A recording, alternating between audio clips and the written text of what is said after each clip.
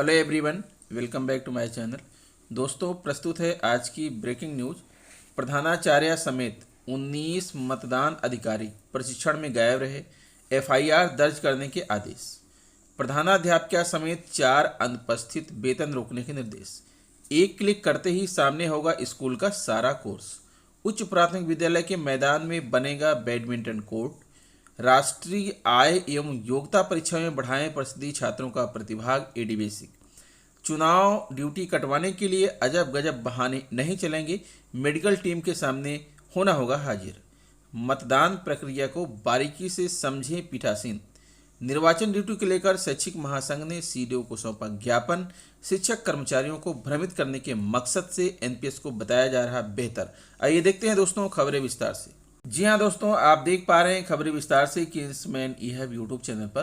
प्रधानाचार्य समेत 19 मतदान अधिकारी प्रशिक्षण में गायब रहे, एफआईआर दर्ज करने के आदेश।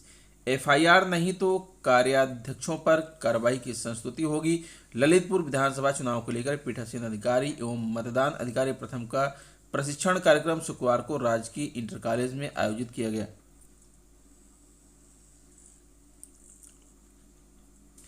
जी हाँ दोस्तों, आप देख पा रहे हैं खबरें विस्तार से किंग्समैन ई-हब यूट्यूब चैनल पर।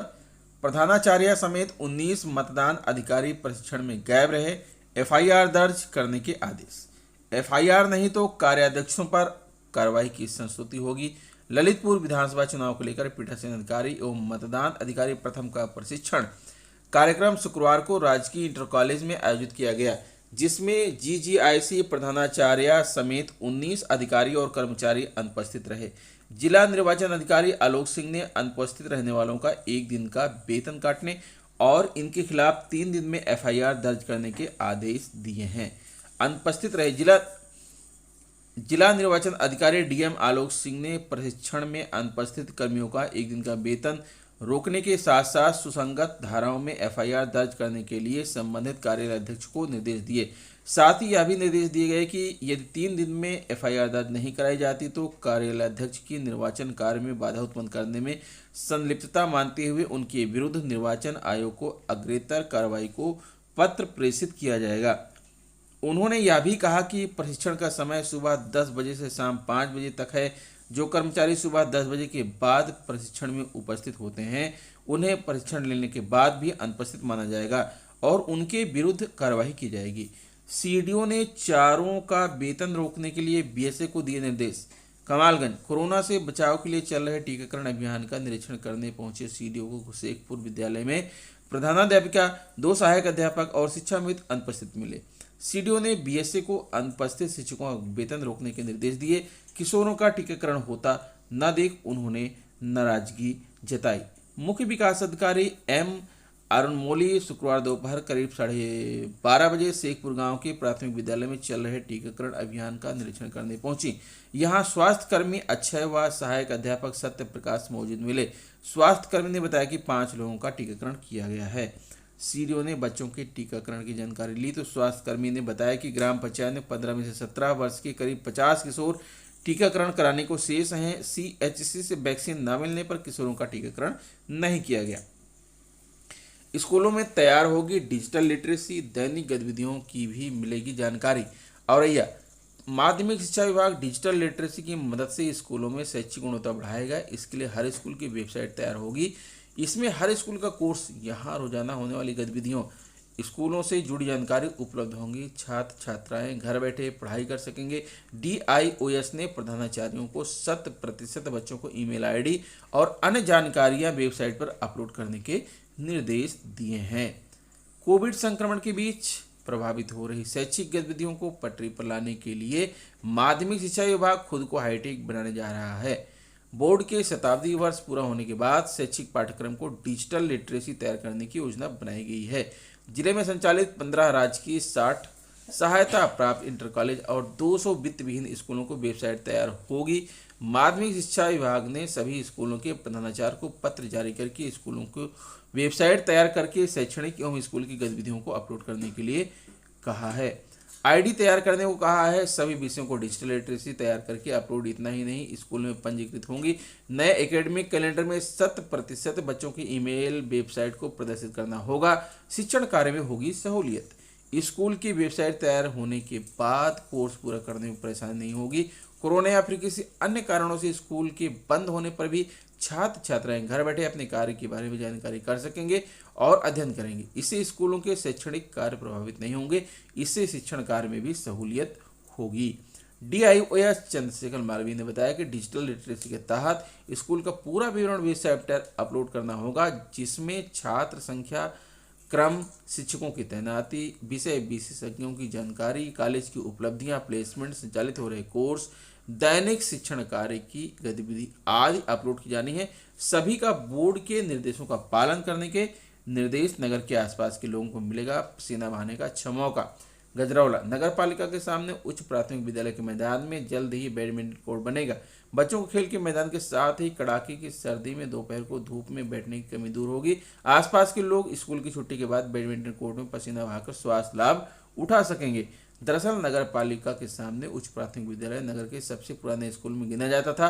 प्राचीन हो जाने के कारण इसका भवन जर्जर हो गया था। लोक निर्माण विभाग ने स्कूल भवन को जर्जर घोषित किया तो उसे ध्वस्त करा दिया गया, मगर उसका मलबा इधर उधर पड़ा रहा, जिसके चलते स्कूली बच्चों को 2 कमरों में बैठाया जाने लगा, जिनमें पहले बेसिक शिक्षा विभाग की पुस्तक रखी जाती थी। उधर मलबा पड़ा होने के कारण खेल का मैदान नहीं बचा था। मजबूरी में बच्चे पथरीले मैदान में खेलते थे। इससे बच्चों को खासी परेशानी का सामना करना पड़ता था। कई बार पैर में कंकड़ चुभने से बच्चे चोटिल हो जाते थे। अब बच्चों को खेल का मैदान तैयार करने के लिए जहां तहां पड़े मलबे का उठाने का काम शुरू हो गया है। साथ ही जहां पर नीचा है उसमें भराव डालने के बाद समतल कराए जाने की तैयारी है। काफी काम हो भी गया है। प्रधानाध्यापिका रेखा रानी का कहना है कि मैदान में बैडमिंटन कोर्ट बनाया जाएगा। इसका पैसा स्वीकृत हो गया है। भराव डालने के बाद मैदान सही हो जाएगा। स्कूल के बच्चों के खेल के मैदान की कमी दूर होगी। प्रतियोगिता कराने में भी दिक्कत सामने नहीं आएगी। बैडमिंटन कोर्ट बन जाने के बाद आसपास के लोगों और युवाओं को पसीना बहाने के लिए दूर नहीं जाना पड़ेगा। वह यहीं पर खेल सकेंगे। दूसरे मैदान में खेलने को मजबूर हैं बच्चे। गजरौला परिषदीय विद्यालय में 536 बच्चे पढ़ाई कर रहे हैं, लेकिन उनके लिए खेल का मैदान नहीं है। मध्य अवकाश के बाद या कोई प्रतियोगिता होने पर बच्चों को दूसरे मैदान में ले जाना पड़ता है, मगर बैडमिंटन कोर्ट बन जाने के बाद बच्चों के सामने आ रही परेशानी दूर होगी। उनके खेल कूद के लिए किसी दूसरे मैदान में जाना नहीं पड़ेगा। आसपास के लोगों और युवाओं को पसीना बहाने के लिए अब नहीं जाना पड़ेगा दूर। कानपुर देहात जनपद के 10 विकास खंडों के सभी उच्च प्राथमिक विद्यालयों के प्रधानाध्यापकों के साथ जनपद की एसआरजी टीम की ओर से आयोजित ऑनलाइन गूगल बैठक में सहायक शिक्षा निदेशक बेसिक डॉक्टर राजेश कुमार साही ने अपने संबोधन में शिक्षकों से जीवन में परोपकार के नए आयाम हासिल करने को कहा। उन्होंने बताया कि भारत सरकार की ओर से राष्ट्रीय आय एवं योग्यता आधारित परीक्षा के आधार पर प्रति छात्र प्रतिमाह ₹1000 की दर से 4 वर्ष तक छात्रवृत्ति वितरित की जाती है, जिसमें कानपुर देहात के 160 बच्चों हुए। यह छात्रवृत्ति भारत सरकार की ओर से उपलब्ध कराई जाती है, जिसकी जागरूकता न होने के कारण बहुत कम बच्चे ही इसका फायदा उठा पाते हैं और प्रत्येक वर्ष कानपुर देहात के कोटे की छात्रवृत्ति वापस चली जाती है। अतः आप सभी लोग यह प्रयास करें कि सभी गरीब व वंचित बच्चों तक यह छात्रवृत्ति पहुंचाई जा सके। इसी कड़ी में मंडलीय मनोवैज्ञानिक व मुख्य वक्ता डॉक्टर नरेश चंद व सहायक मंडलीय मनोवैज्ञानिक संध्या शुक्ला व नीरा सिंह के द्वारा राष्ट्रीय आय एवं योग्यता आधारित छात्रवृत्ति तथा कोविड के महामारी के दौरान कैसे अपने को तथा समाज को नकारात्मक विचारों से उभरते हुए समाज को सकारात्मक विचारधारा के साथ जोड़ा जाए, इस पर भी विस्तृत चर्चा की गई। आज की इस मीटिंग में जनपद के जिला बेसिक शिक्षा अधिकारी सुनील दत्त व डायट प्राचार्य अणु कुमार शुक्ला ने भी शिक्षकों से कहा कि होनहार छात्र को अभिभावकों को अपना आय प्रमाण पत्र, जाति प्रमाण पत्र प्राथमिकता के आधार पर बनवाने के लिए प्रेरित करें। सालाना 1.5 लाख रुपए तक की आय वाले अभिभावकों की कक्षा 8 में पढ़ने वाले परिषदीय बच्चे इस योजना के लिए पात्र होंगे। समस्त एकेडमिक रिसोर्स पर्सन न्याय पंचायत व लक्ष्य निर्धारित करते हुए अधिक से अधिक फॉर्म भरवाएं। बैठक का आयोजन एवं संचालन स्टेट रिसोर्स ग्रुप सदस्य अजय कुमार गुप्ता, अनंत त्रिवेदी एवं संत कुमार दीक्षित ने किया। दोस्तों, यह खबर है महाराजगंज की। विधानसभा चुनाव की ड्यूटी से बचने के लिए कई लोगों ने अजब गजब बहाने बनाए हैं। चुनाव में ड्यूटी न करना पड़े, इसके लिए कार्मिक प्रभारी के पास अर्जी भी दी है। इसमें कई लोगों ने अपने को बीमार बताकर नाम कटवाने की कोशिश की है, लेकिन किसी का नाम ऐसे ही नहीं कट जाएगा। उन्हें मेडिकल टीम के सामने हाजिर होना होगा। चिकित्सकों की टीम उनकी बीमारी का पता लगाएगी कि वास्तव में वह सही बोल रहे हैं या गलत। बीमारी सही होने पर उनका नाम काटने पर विचार किया जा सकता है। मतदान कार्मिकों का प्रशिक्षण 1 फरवरी से 6 फरवरी तक आईटीएम चेहरी में होगा। आईटीएम चेहरी में 7 फरवरी से 10 फरवरी तक चिकित्सकों की टीम बैठेगी। यह टीम उन लोगों की जांच करेगी जिन्होंने कोई बीमारी बताकर चुनाव ड्यूटी करवाने के लिए प्रार्थना पत्र दिया है। कार्मिक प्रभारी सीडीओ गौरव सिंह सोगरवाल ने बताया कि जिन कार्मिकों ने बीमारी के आधार पर चुनाव ड्यूटी से मुक्ति के लिए आवेदन दिया है, उनकी जांच चिकित्सकों की टीम करेगी। टीम का गठन करा दिया गया है। गलत आधार पर ड्यूटी से बचने वालों पर कार्रवाई भी की जाएगी। 4 वैक्सीनेशन टीम लगाएगी कोविड टीका। सीडीओ ने बताया कि प्रशिक्षण केंद्र पर 4 वैक्सीनेशन टीम, 2 डॉक्टर टीम लगाई गई है। इसके साथ ही हेल्प डेस्क पर मास्क, सैनिटाइजर, सुरक्षा के लिए पुरुष व महिला आरक्षित तथा ट्रैफिक के लिए पुलिस व्यवस्था रहेगी। प्रशिक्षण के समय बिजली की निर्बाधता व वैकल्पिक व्यवस्था के लिए जनरेटर, मोबाइल, टॉयलेट, पानी की टंकी रहेगी। साफ सफाई के लिए संबंधित विभाग, पुलिस, विद्युत, डीपीआरओ, नगरपालिका परिषद के अधिशासी अधिकारियों को निर्देश दिया गया है। द्वितीय चरण का प्रशिक्षण 19 फरवरी से 28 फरवरी में होगा। कासगंज विधानसभा चुनाव कराने के लिए नियुक्त पीठासीन अधिकारियों एवं प्रधान मतदान अधिकारियों को श्री गणेश इंटर कॉलेज में प्रशिक्षण दिया गया। शनिवार को डीएम हर्षिता माथुर ने प्रशिक्षण का निरीक्षण किया। डीएम ने मतदान कर्मियों को दिशा निर्देश दिए। जिला निर्वाचन अधिकारी हर्षिता माथुर ने प्रशिक्षण के दौरान मतदान कर्मियों से कहा कि मतदान की बारीकियां एवं भारत निर्वाचन आयोग के नियमों का अध्ययन कर लें, कहीं भी ढील नहीं होनी चाहिए। उन्होंने स्पष्ट कहा कि वोटर पर्ची ही मतदान की पहचान का दस्तावेज नहीं है। मतदाता को इस बार वोटर पर्ची के अतिरिक्त भारत निर्वाचन आयोग द्वारा निर्धारित मतदाता पहचान के लिए आधार कार्ड, ड्राइविंग लाइसेंस, मनरेगा कार्ड सहित 12 विकल्पों में से कोई भी एक दस्तावेज साथ में जरूर लाना होगा, तभी वोट डाला जा सकता है। वोट डालने के लिए वोटर लिस्ट में नाम होना अनिवार्य है। राष्ट्रीय शैक्षिक महासंघ जिला संयोजक ऋषिकेश गुप्ता के नेतृत्व में पदाधिकारी शनिवार को सीडीओ प्रभारी अधिकारी कार्मिकों को 5 सूत्रीय मांग पत्र सौंपा।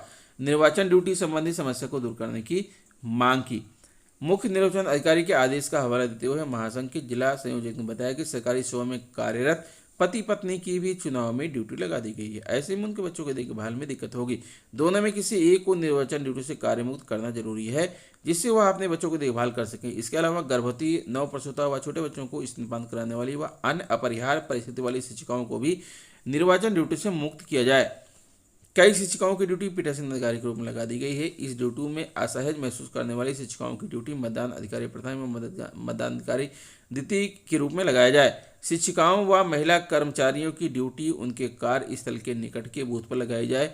महिला कार्मिकों को मतदान केंद्र पर रात्रि निवास से छूट प्रदान की जाए।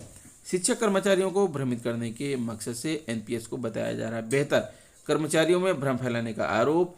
शिक्षक कर्मचारियों को भ्रमित करने के मकसद से एनपीएस को बेहतर बताया जा रहा है, पर एनपीएस के दुष्परिणाम सामने आ रहे हैं। ऐसे में पुरानी पेंशन बचाओ मंच अटेवा ने शिक्षकों व कर्मचारियों को सिर्फ और सिर्फ पुरानी पेंशन बहाल करने की मांग है।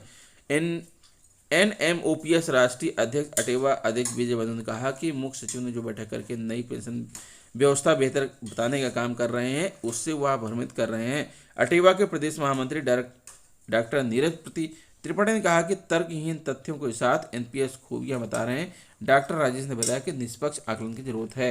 राष्ट्रीय पेंशन प्रणाली यानी एनपीएस के स्थान पर पुरानी पेंशन योजना बेहतर है। सरकार को इस पर पुनर्विचार करना होगा। उक्त बातें सेवानिवृत्त कर्मचारी एवं पेंशनर एसोसिएशन के प्रदेश अध्यक्ष अमरनाथ यादव ने कही। उन्होंने शनिवार को इस संबंध में एक पत्र सीएम को भेजा, जिसमें एक दिन पहले मुख्य सचिव की अध्यक्षता में विभिन्न संगठनों की पेंशन बहाली संबंधी शिकायतों पर विधि विभाग के अधिकारियों के साथ समीक्षा की थी, जिसमें समूह ग और घ के लिए राष्ट्रीय पेंशन प्रणाली को राज्य कर्मचारियों के हित में ज्यादा लाभकारी बताया गया।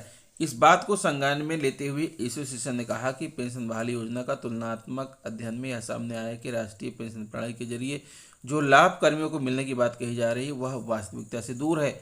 विधानसभा सामान्य निर्वाचन हेतु पीठासीन एवं मतदान अधिकारी के शनिवार को हुए प्रशिक्षण में जीजीआरसी की प्रधानाचार्य पूनम मलिक, पीजीटी माध्यमिक शिक्षा मोहन मोहिनी गुप्ता, सहायक अध्यापक मर्दन सिंह इंटर कॉलेज, नितिन कुमार अग्निहोत्री प्रधान अध्यापक बेसिक शिक्षा विभाग, देशभक्त चतुर्वेदी वरिष्ठ सहायक बेसिक शिक्षा विभाग, शिवम अग्निहोत्री सहायक अध्यापक, विवेक समले खेमचंद प्रधान अध्यापक, रामनरेश, राजू कुमार जैन, संजीव कुमार, अनंत प्रताप सिंह सहायक अध्यापक भू वैज्ञानिक खनिज विभाग, शशांक शर्मा शामिल हैं। इसके अलावा वरी प्राथमिक विद्यालय सहायक कृषि विभाग महेंद्र सिंह चौहान, सहायक भूमि संरक्षण निरीक्षक सिंचाई कल्पना लेटौरिया एवं जल संसाधन विभाग जूनियर इंजीनियर सिंचाई विभाग हिमांशु सोनी, अपर जिला सहकारी अधिकारी सहकारिता विभाग रघुनाथ प्रसाद, लेखाकार कोषागार राजकुमार कुशवाहा, जूनियर इंजीनियर राखी लोनीबी देवेंद्र सिंह यादव एवं प्रवक्ता राजकीय पॉलिटेक्निक तालबेहट विकास आर्या। तो दोस्तों ये रहा आज का ब्रेकिंग न्यूज। आशा करता हूँ वीडियो आपको अच्छी लगी होगी। अगर वीडियो अच्छी लगी है तो प्लीज़ मेरे चैनल को सब्सक्राइब कर लीजिए, बेल आइकन को प्रेस कर दीजिए। बेसिक की खबरों से अपडेट रहने के लिए चैनल को सब्सक्राइब कीजिए, लाइक कीजिए और दूसरे मित्रों को शेयर कीजिए। मिलते हैं आपसे नेक्स्ट वीडियो में कुछ नई जानकारी लेकर। तब तक के लिए नमस्कार।